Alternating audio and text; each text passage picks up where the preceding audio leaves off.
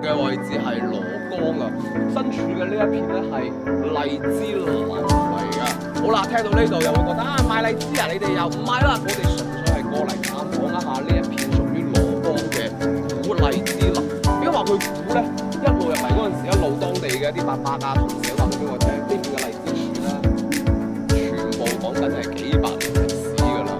呢一片呢個山頭度有好多咁樣嘅樹，閒閒地都100幾廿年㗎啦。而最攞膽嘅一樣嘢係喺冇幾遠嘅地方有一棵嘅古荔枝樹，據聞佢嘅年紀係去咗1000年以上。一棵咁大年紀嘅荔枝樹少見，一片咁大年紀嘅荔枝林少見。睇下嗰棵老樹先啦。哇！呢棵就係1000年古荔啦。睇個樹。哇！喂，呢個得意喎，呢個好得意，呢個成個後面冇晒喎，呢個係點解會咁嘅？因為咧喺光緒年間咧落嗰場百年不遇嘅大雪，佢嘅裏邊嘅骨管咧全部都凍壞咗、傷咗、碳化咗啦。爛晒。係碳化咗啦，已經雪死咗。嗯。咁過咗2年之後咧，呢棵樹咧奇蹟咁喺佢周邊重新生翻一皮翻出嚟。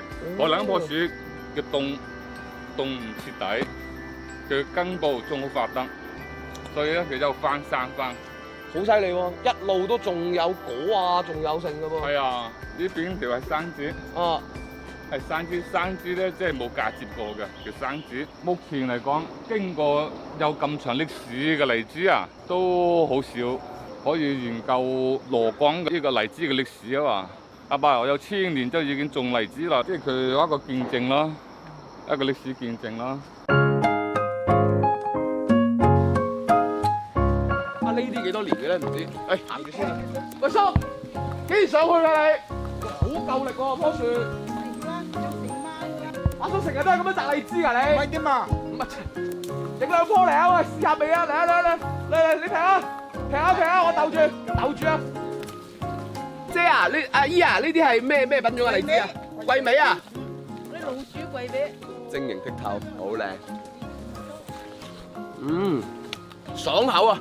嗦聲啲荔枝，好靚。屌你個做農民嘅幾辛苦啊！做農民。辛苦你啊！誒，聰明如你。叔，今啲荔枝豐收喎。豐收唔多錢嘅有鬼用啊！攞嚟做得多個頭。做啊！即係點啊？點解要擺喺度嘅？攞個意頭嘅。呢叫咩？拜樹頭啊叫。啊，叫佢咁就擺樹頭嘅。哦，咁就叫拜樹頭啦。一上樹，擒上樹，摘帶一嘢落嚟，就對翻插落個樹頭。蘿崗嗰啲球，啲生佢亦都係。生靠水食水啊！咪求啲生果啦。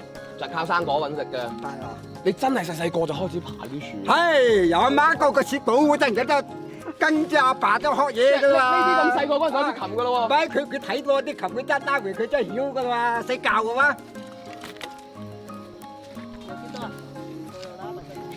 60分到尾㗎。細個時候都係喺呢啲地方摘嘅。係，全部都係要揾條纜，嗰條纜咧就舊生繩嚟嘅。有幾大啊？嗰時嘅荔枝？我細嘅陣時都喺咁大㗎啦，呢啲起碼都有幾百年㗎啦。哦，俾阿叔叔食啦，啊，俾阿叔叔食。多謝，多謝。好爽甜，我至中意嘅咧係佢嗰種嘅口感，俾到我係嗦脆嗰啲咧。多謝幫叔，好食。想食啊，拿多2個有。好啊，實攞。優夠。球伯你好。你好，大家身體健康嚇。你最健康喎呢度。呢個有邊個啊？呢個個孫啊，咩名啊？豐收啊！陳豐收啦咪，你有得豐收咯。呢棵樹幾多年啊？我都唔知道幾年幾對嘅咯。幾代啊？係阿爺個對都名子啦。佢而家仲結唔結果啊？以嚟都掛冚果。都係掛冚果嘅，同一嗰啲一般嘅嗰啲好入啲，甜啲。甜啲嘅會。係。點解嘅？佢真係樹齡老。以你嘅認知入邊咧，即係蘿崗呢邊種荔枝嘅歷史有幾耐啊？咁我就唔清楚啦。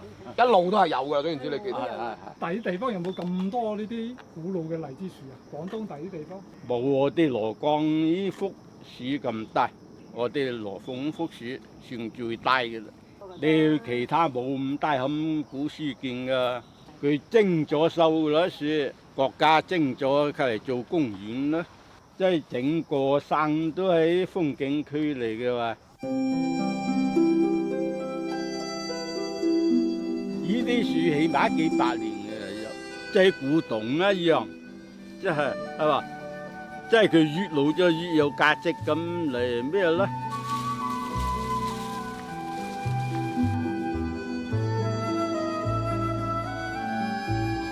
羅江本地人，冇錯。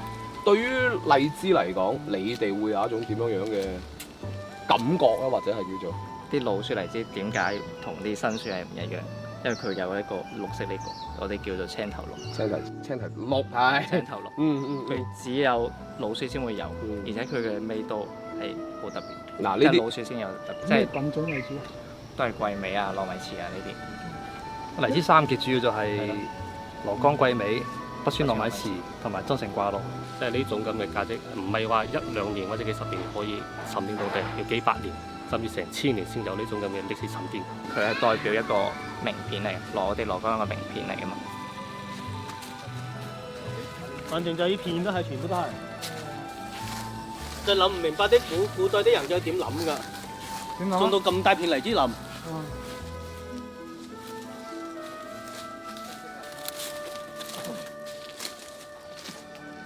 喺羅江呢邊啲古樹多到咩程度咧？呢度又係另外一片啦。一棵樹獨木成林，講緊嘅唔係榕樹，而係一棵荔枝樹，真正意義上嘅開枝散葉。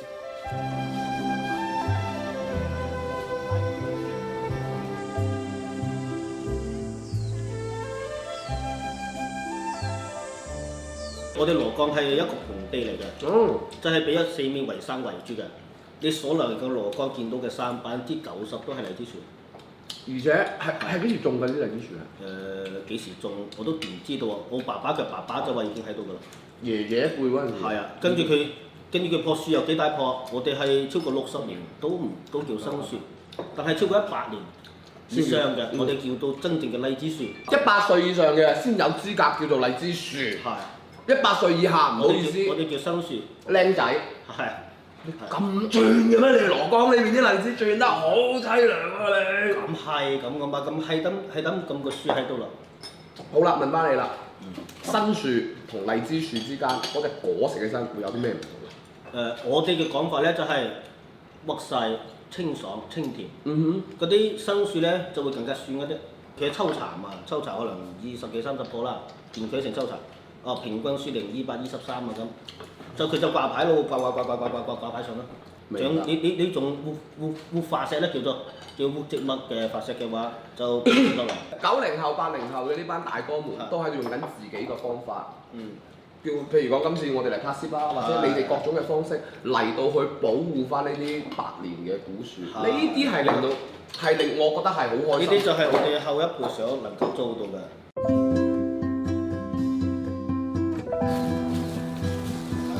到時呢片荔枝林嘅命運會係點樣樣咧？目前嚟講咧，喺公園呢附近咧都係保護嘅，係啊。其他方面咧就希望根據城市發展嘅過程中啦，都得到保護或者係移植成為一個比較好嘅古樹公園咁咯。深明大義啊！你哋。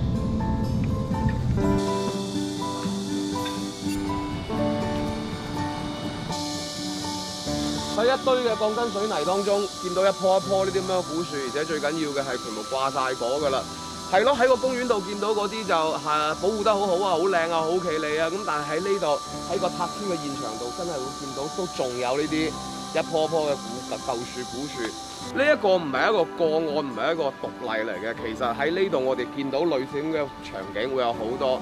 經濟係一定要發展嘅，但係傳統亦都一定要維護嘅。兩樣嘢之間點樣可以攞翻一個平衡呢？以上呢啲唔係我哋一個美食節目可以做到嘅東西啦。希望有人可以俾到一個最好嘅答案我哋啦。